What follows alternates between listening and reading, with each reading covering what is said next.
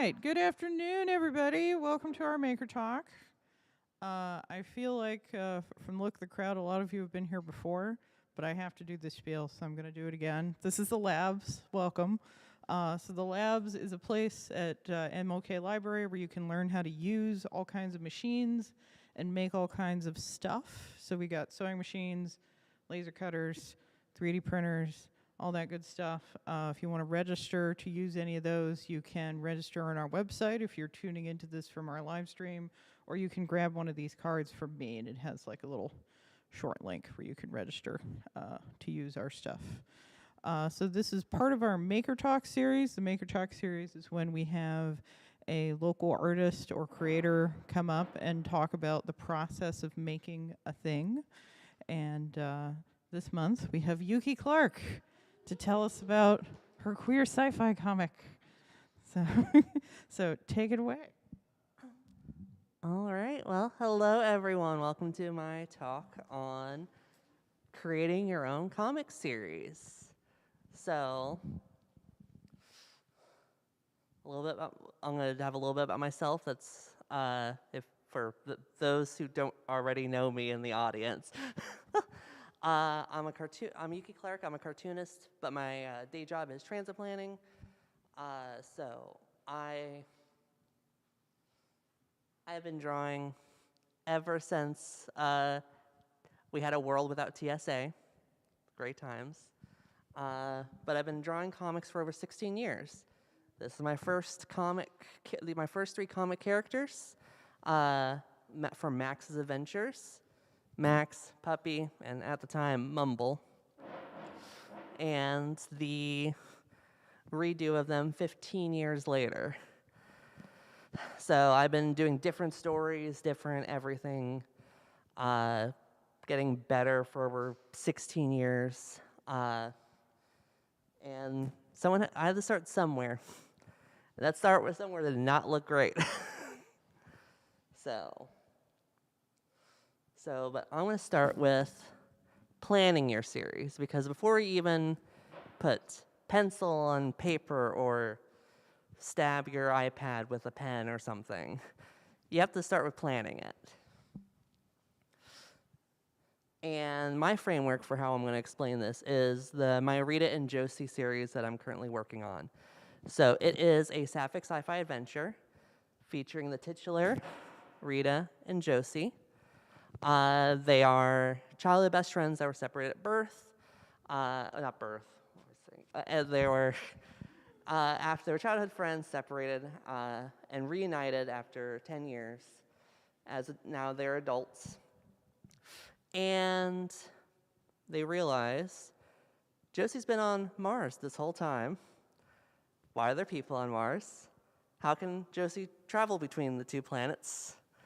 And lots of other little mysteries and kind of parts of this world that reveal itself over time as they try to figure out the answers to their personal questions, leading to questions about the whole existence of what's going on. So to start with any comic project, not even comic project, with any artistic endeavor, you're going to have this inspiration. You're going to find that nugget, and you're going to work and kind of like, it's going to start spinning that little like hamster wheel in your brain, like, I like this. So mine, funny enough with this entirely started as just a exercise in, I want to do something with the public domain work that I kind of think is cool. Let's go with it.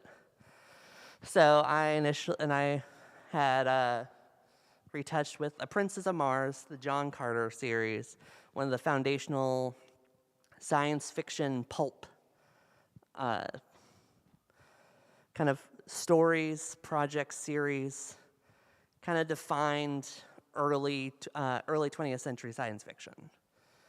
So that's kind of where the Mars and the being able to hop between Earth and Mars came from, but I quickly left that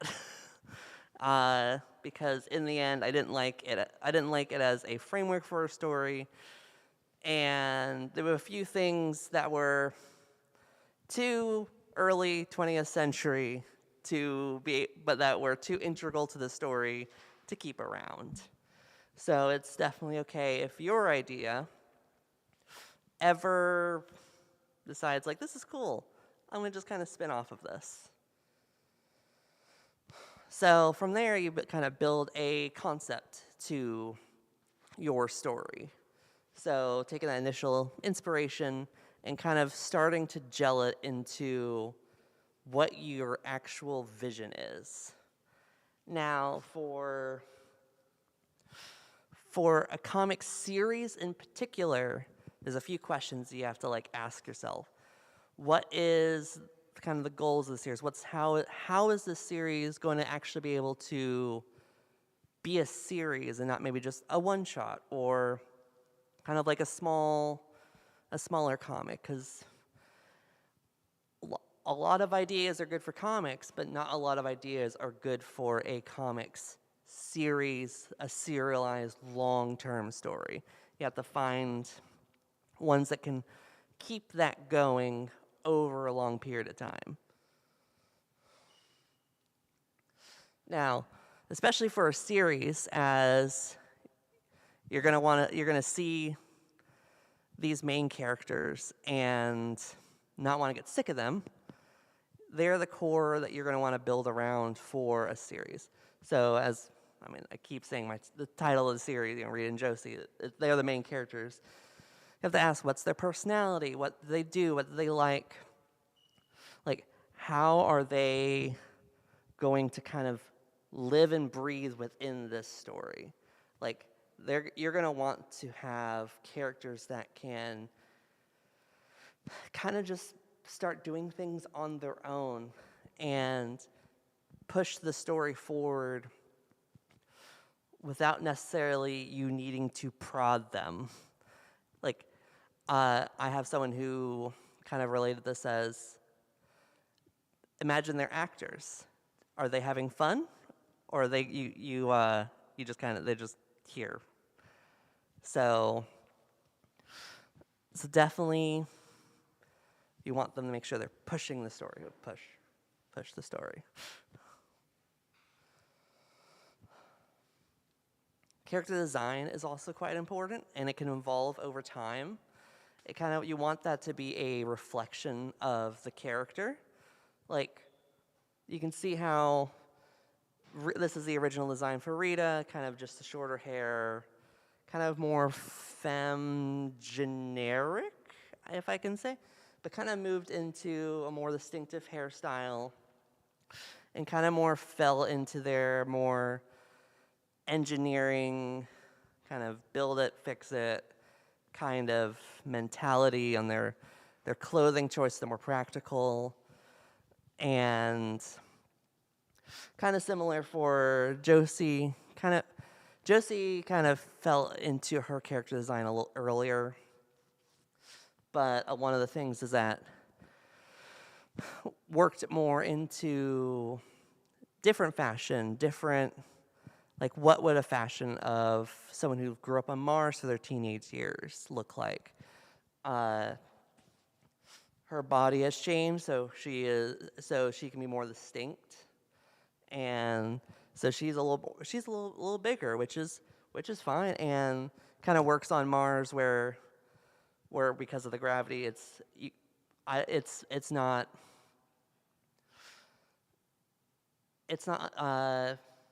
improbable for someone to be able to still do massive adventuring kind of stuff with a different body shape than the standard action female hero, which, God, that makes me, no. Secondary characters really matter too.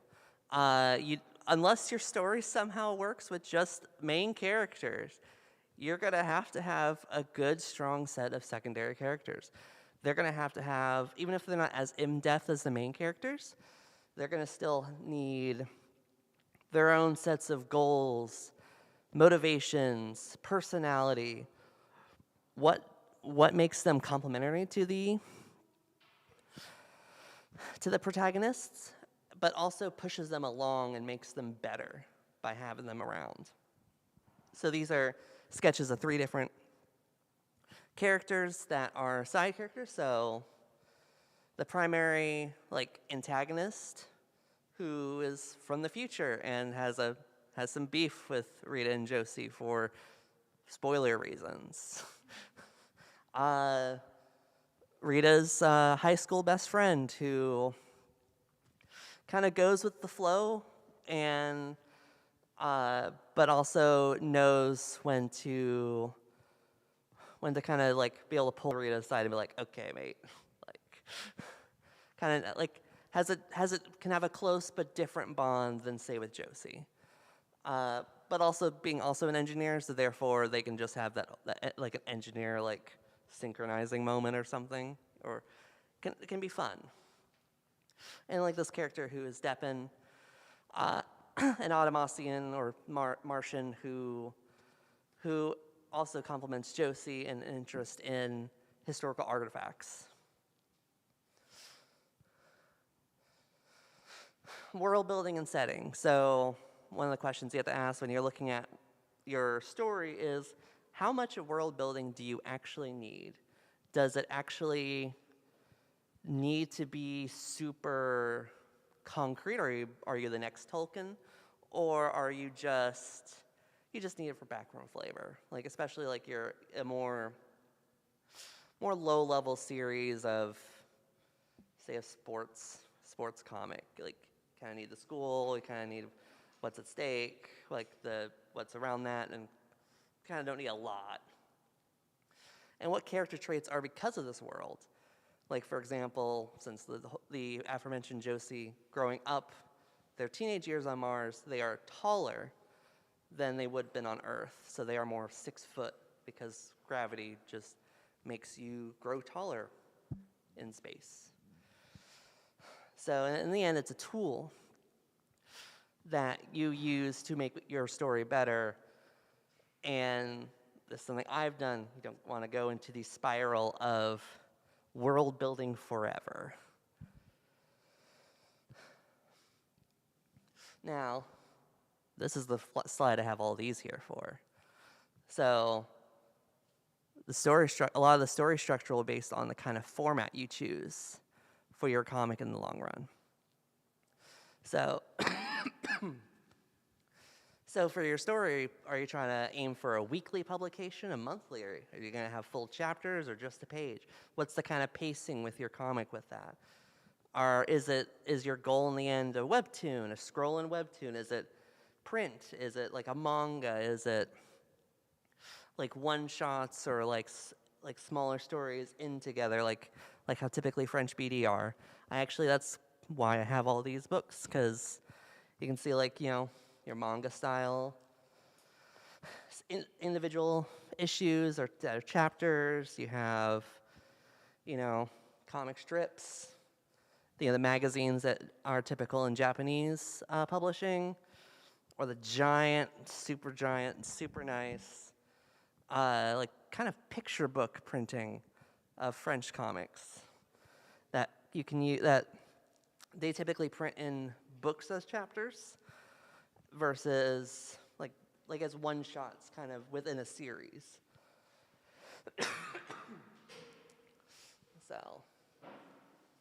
So in my case, because mine is fairly focused, mine is both fairly focused on my 2 main characters, but also has a massive story, I can be flexible.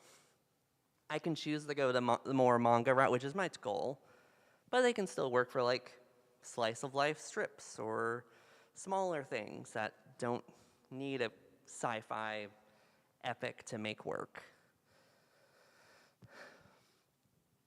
Yeah, in planning your series, most series will have an overall, story, but with internal arcs that will help push it along. There'll be kind of little chunks that you keep moving along with that are kind of in small stories within themselves. You want to be careful with planning, especially with a series, because you don't want to plan too much, or else it'll get kind of inflexible, it'll get kind of rigid, or you just won't start the stupid thing because you'll want to make sure everything is perfect before you start. But if you plan too little, you won't know where you're going. You're rudderless. You're just kind of like, I hope I'm going the right way, and just kind of toss it. And then in the end, it may not, like, your internal logic or anything might not make sense in the end. One little suggestion especially with series is this island writing kind of technique I've seen before, where you kind of write the beginning, the bigger chunks, like the bigger climaxes of arc ends and things like that as you go along. And then as you go, like as you're working on it, start drawing the lines in between. Kind of let those in between more duller moments. They still plan a little, but those duller moments can be a little more just draw as you go. How do you want to see it flow?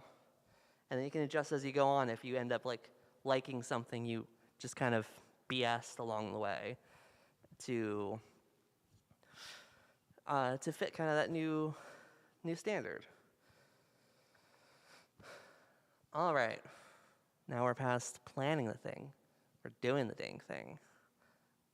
That had a stronger word, but I didn't know if I wanted to swear on public library broadcasts. So, I'm a digital artist because I appreciate not spending a million hours getting paper and pencil and pen to do my bidding. So I always recommend, and what I use is Clip Studio.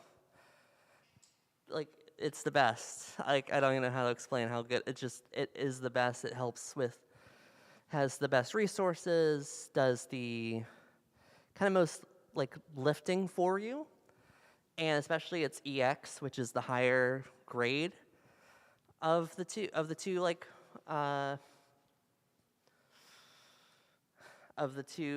options.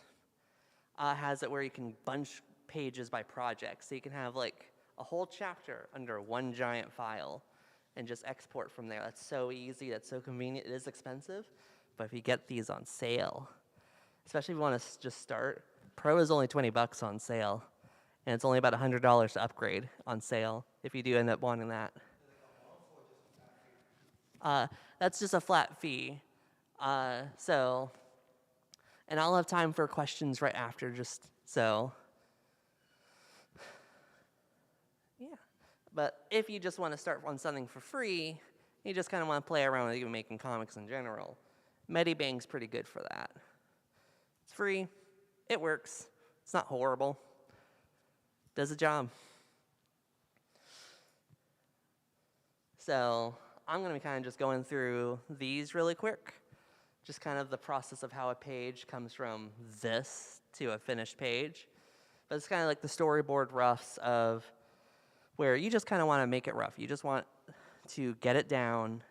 You want to plan out speech bubbles so you can actually have room for them. It's nice to have room for your speech bubbles, because once you start inking and getting things down, you realize, oh, my speech bubbles have no place to fit anymore.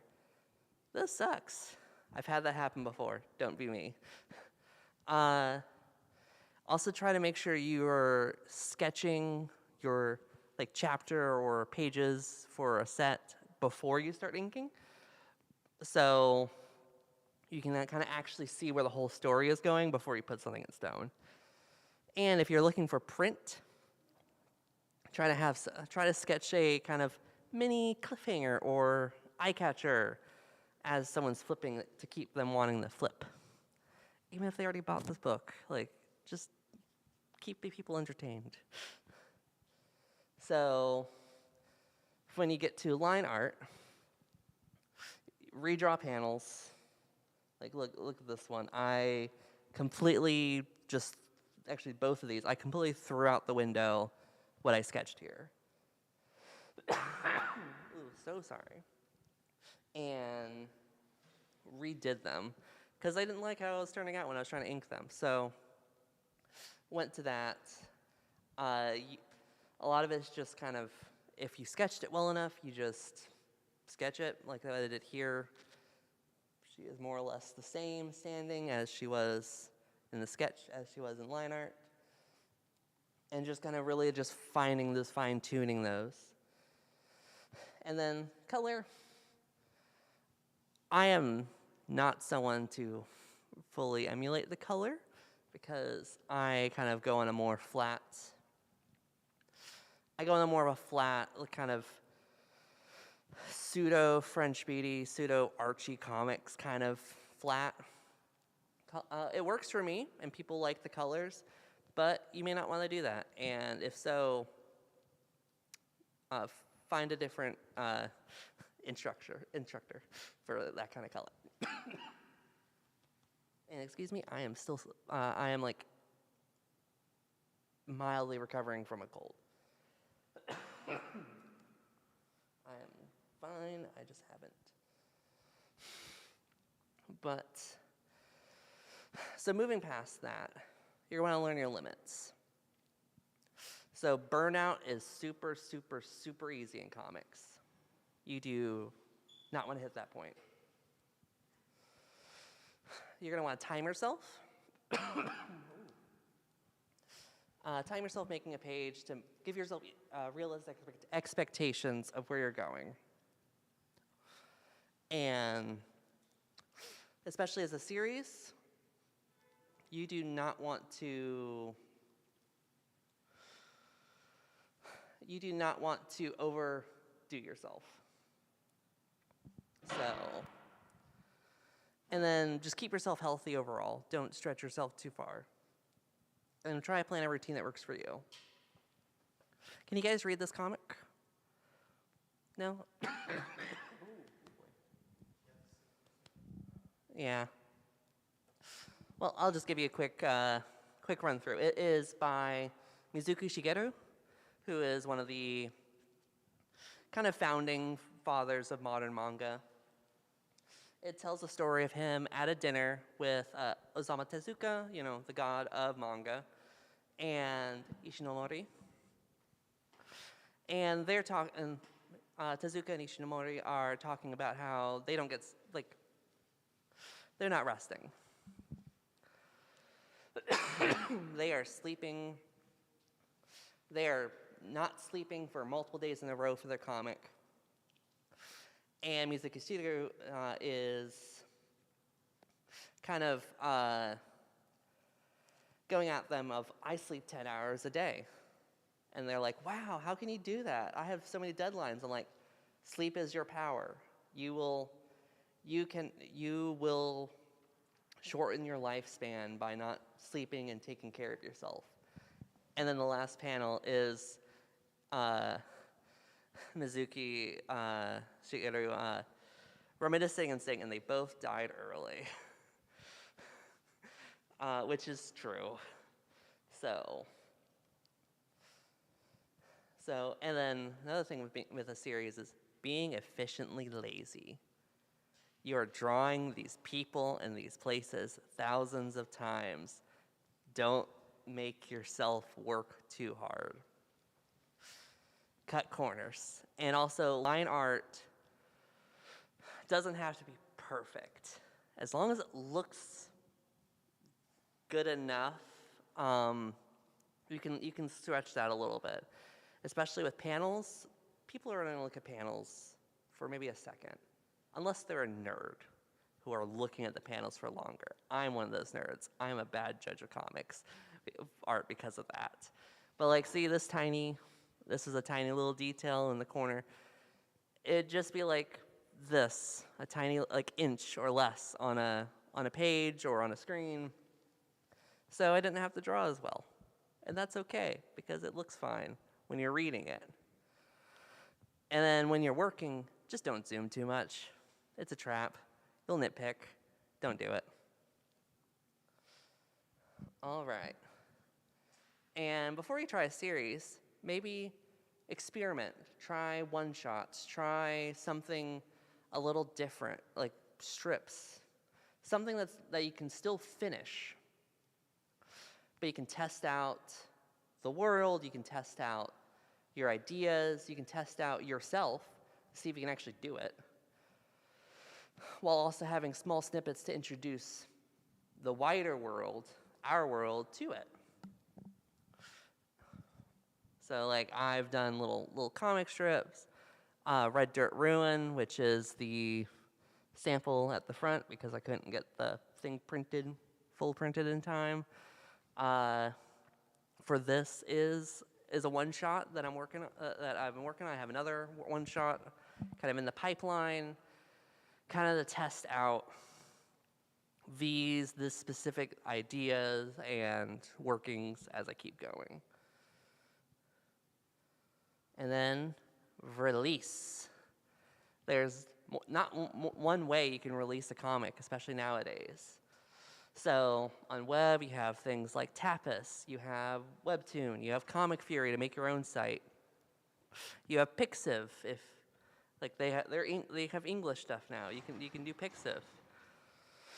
You can just make your own website. You can post on social media, and that's your website of choice. I would still always make a website regardless, just so you have something that's under your control.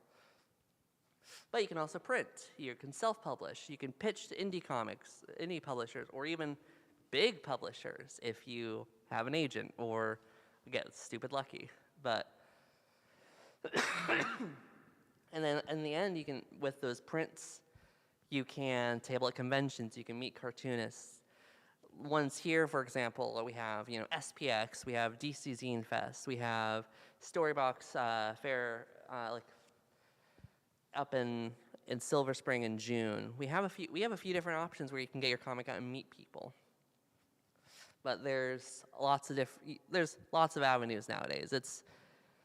It's both a good thing and a bad thing. We are in the golden age of comic accessibility for the cartoonists. Ooh. Well, there's a timer now. Oh, is there a timer? Hide. I don't care. So, but if you're posting, especially a brand new project, and especially if you're fairly new and upcoming, you might be screaming into a void for a little while online. One like, no anything else. You have to build with a comic. You don't start with, you don't just post and like suddenly get a wave of people who are interested in your work. You got to build that. Especially original stuff is hard to promote on the internet. Trust me, it is hard. But every new follower, every new like, every new engagement that's meaningful is a step up. But you just gotta find, you just gotta kind of go through the valley till you get to the hill. And also find a community. Kind of community helps with finding other fellow cartoonists and creators to keep you going and help give you tips and strategies and encouragement. I'm part of these groups. That's why these are on the screen. I'm part of these specific groups. So like online, I'm part of the Cartoonist Cooperative. They're very very kind of activist focused to make cartooning better for everyone, regardless if you're a co-op member or not, with nice benefits and such. That's very nice. And like the Comics Accountability Club, they're very more social. Just want you to make sure they're encouraged to get your comics done. They're just a nice vibe. And local, we have Creatives Club, which I know I am speaking to people who are very familiar with Creatives Club. They meet here a lot of the time on Thursdays. So they're a good just general artist group here in DC. And of course, DC Cozy, which is the group I host. One actually in about an hour and a half from now, or whatever the time is. I'm not paying attention. I'll be hosting a Comics and Zine Makers meetup. I do that every month. Just a good time to connect with different cartoonists in different stages of their project or cartooning in general, and just to learn and grow it together. So, and remember, you are your audience first and foremost. Yeah. What motivates and excites you about your comic, about your story, about your world will resonate with people, even if they aren't necessarily exactly what you're looking at, what they're looking for. It's you. If you're not excited, the people will notice. So I just have a quick few reading racks with another cute doodle because I can. So first one, if you haven't already read it, is Scott McCloud's Understanding Comics series.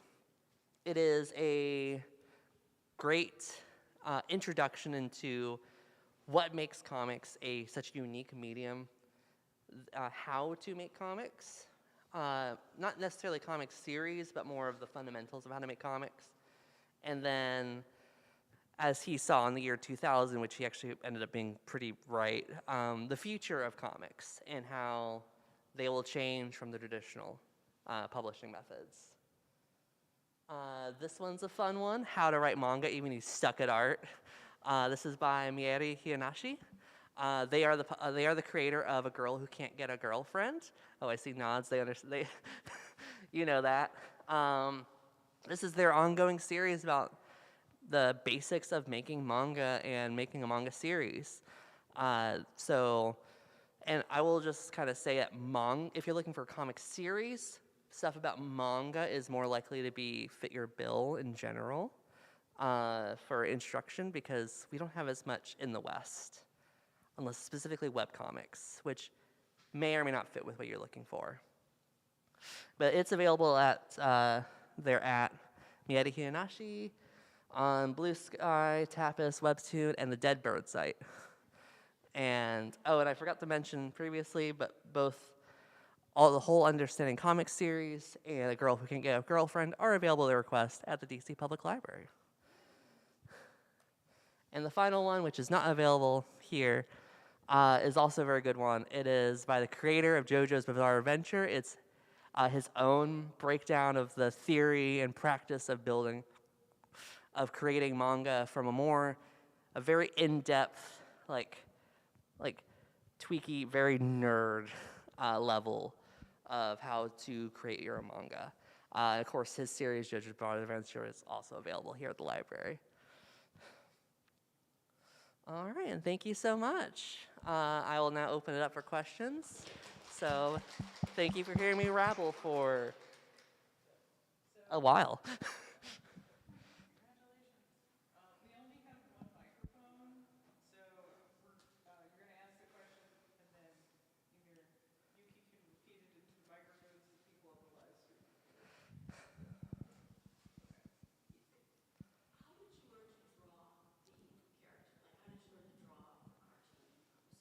Okay, so the question was how did I learn how to draw in the cartooning process? Practice, honestly, and copying other comic styles and just kind of learning by doing. That's kind of because I was not the kid who had the how-to books or anything, like the how-to manga or the Marvel way kind of books. I practiced by copying and kind of imitating what I saw in the newspaper or Archie or eventually manga or, whatever I was interested in and kind of learning and absorbing that. Yeah. You spoke earlier about the periodicity of comics that you were making, whether in the planning stage, whether it's weekly, monthly, and whatnot, right? But when you're building those stories, even the small arcs for each issue, how many pages should you kind of shoot for where you kind of get a good idea after this amount of pages, the story should conclude or transition into the next issue down the road? Okay, so I'm just gonna repeat for the mic of you're asking how many for arcs and how long you're expecting, how many pages should you expect to be doing? Yeah, I would say it kind of depends on your story and it kind of depends on your pacing you want for your story. Personally, I aim for around 20 to 50 pages. Though that's more for like chapters, which depending on what you're doing, that could be your whole arc. Um, so I would personally aim for about 20 to 50 per chapter. That's kind of, and I'll bring in what like weekly and monthly show like magazines, like manga magazines Japan do. Like this weekly Shonen Jump over here, they're roughly 20 pages per week, which don't do if you have any sense of self-perseverance. But monthly manga is typically around 50 pages a chapter. So a full arc kind of depends on how long you need for the whole arc. Like I kind of plan for 10 chapters an arc personally. So it kind of depends for your comic. I don't want, there's no hard and fast rule with that. I mean, I get that. Like, I'm a rapper and producer, so like I have an album that's like maybe 30 tracks. So it'd be cool to do like an issue for each song. Oh, that's really cool. Like a larger story arc, like the album encompasses. So I'm just kind of thinking of like, if that was the case, how many pages would it be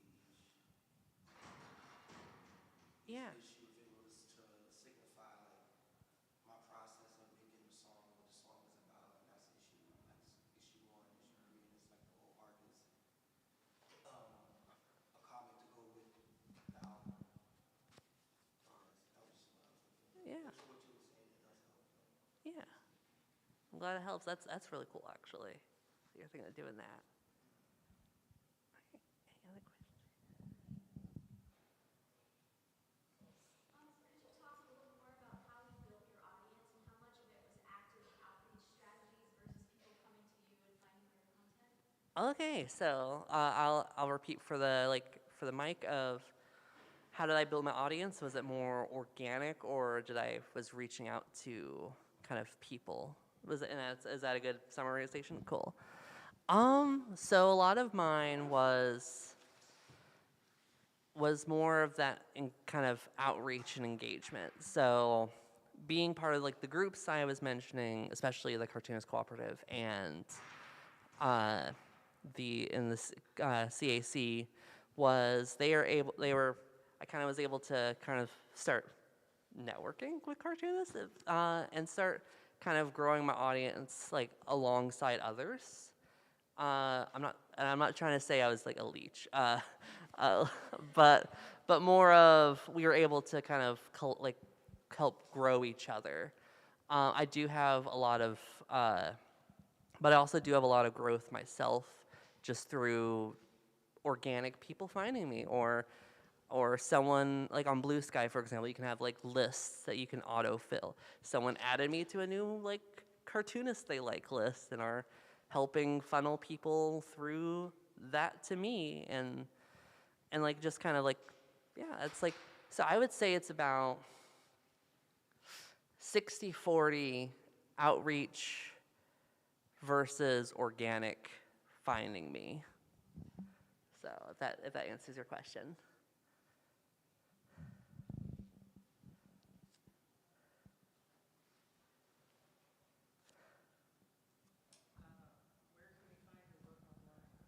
Ah, yes, the good question. Where can you find my work online? Well, I am mainly on the Blue Sky and Instagram because at this point all their social media is dead to me and I can't mentally deal with it.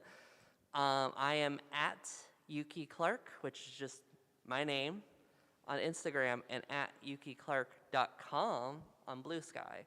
I am more active and bigger on Blue Sky, but I still post regularly on Instagram despite the dumpster fire it's slowly becoming. I also have a website that I am bad at updating at yukiclark.com. So those are kind of the three avenues that you can find me online. You spoke on some of your inspirations. What are some of your kind of inspirations that are like outside of comics? Question was inspiration the inspirations outside of comics. So I'm also a huge animations fan. I'm not as nerdy about animation, but I'm definitely enough to be called a nerd with how much I've paid attention to animation. And I also grew up in the golden age of like Cartoon Network and Nickelodeon cartoons. I didn't never watch SpongeBob, but like everything else before, don't get hurt. But don't get, but like, you know, everything on Cartoon Network and Nickelodeon in the '90s and early 2000s was, and Disney, not though less so, something I really like watched. That was kind of like also my start to build that interest into. Honestly, that helped start my interest into wanting to make a series as well. Like not just make comics, but make a comic series was not just the comics, but because I would love to see it as one of these animated shows I loved and grew up watching. I would say some movies, some like movies and cinematography would also like be a influence, but I don't watch many movies anymore because time. So yeah.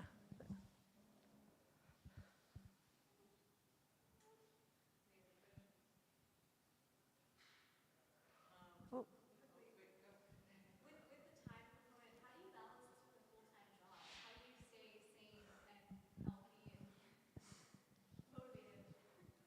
okay, so how do I balance this with a full-time job? Step one, have not a crappy job. That is genuinely part of it because then I have the energy to go home and do it. So a lot of what I do, and that's actually part of, let me go, back.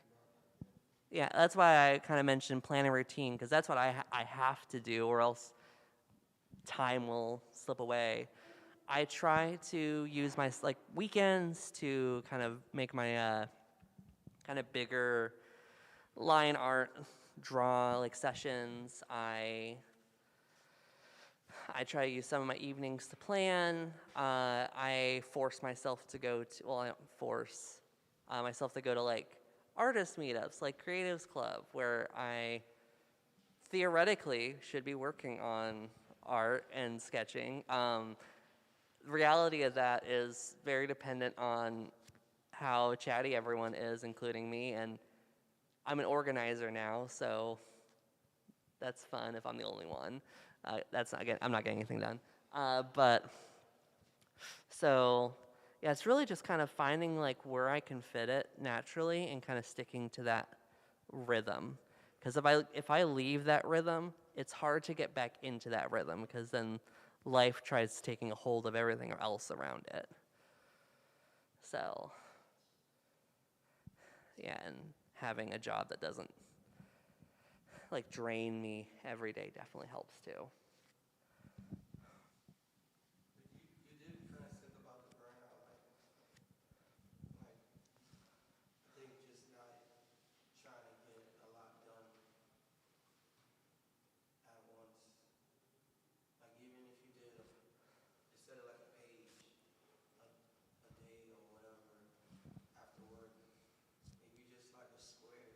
Like you could just do a part of each process that you said. Mhm. Like a little piece of each slide on this presentation rather than trying to do, okay, this week I gotta get this slide done or else I'm not gonna feel good like I'm like doing amount of time. Well, I wanna get this comic done in like a month because I wanna have this like monthly or weekly thing. Maybe it's like I wanna go on a run in the future and I'm building up so that like I could do that run in the future rather than trying to keep it consistent, if that makes sense. Yeah. I'll repeat for the microphone. Like, but yeah, the kind of breaking it down, being like kind of really making it a marathon and not a race, kind of, and like training up to it. Yeah, it's definitely a really big part of it. That's what I try doing. I try having like weekly and monthly goals and breaking that down so that I'm not burning myself out. Yeah, it's so no, I definitely agree with that. Yes. Are there any shows or comic events that you're really looking forward to that are coming up soon? So comic shows and events I'm looking forward to. I'll do one more pitch for DC Cozy coming up at 3 o'clock at Teaism, because that's today. Yeah. Figured I'm already down here. Might as well just host a comics meetup after this. So that'll be at Teaism, just a couple blocks away. I will be tabling at Lancaster Zine Fest in Pennsylvania and Brooklyn Independence Showcase, Comic Showcase in Brooklyn, both in April. Sadly, I have still not been let in to anything in the DMV, no matter how many times I knock on their door and break a window, and I will one day be allowed to table at an event here. But hopefully Storybox in June will be a place I table at, if fingers crossed. If not, always check for SPX in September. Peak show, one of the best on the continent.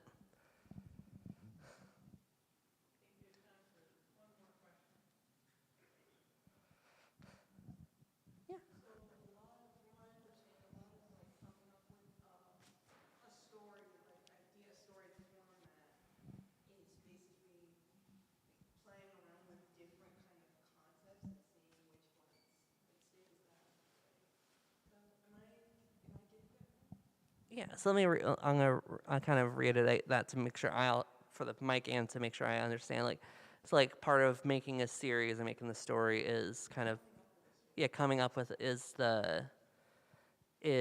kind of bringing like playing around with different concepts and seeing what sticks and what doesn't. I mean, yeah, that is part of it. Is like, I think playing with the concepts is in kind of the pre-stage to really planning a story from that. But you're like kind of like, unless you're trying to like integrate that into the story. But yeah, a lot of it is experimentation. Like genuinely, the story making process is a science experiment more than anything. Kind of figuring out what works, what lives past what work, like what and what you like. So yeah, I would say it is part of it is just kind of playing with it and seeing, and then kind of once you find the concept you're sticking with, kind of going with that and building a path from there. All right, so that's time, isn't it? Pretty much. All right. Well, thank you so much for everyone for coming. Yeah. Glad everyone could make it, and thank you so much. And yeah, once recording is over, you can feel free to come up and look at my little thing that I was able to print, or anything I have on the table, or in chat. Thank you. Huh? You did a great job. Yeah, thank you. Did you bring prints to pass out this time? Oh yeah, I mean. That's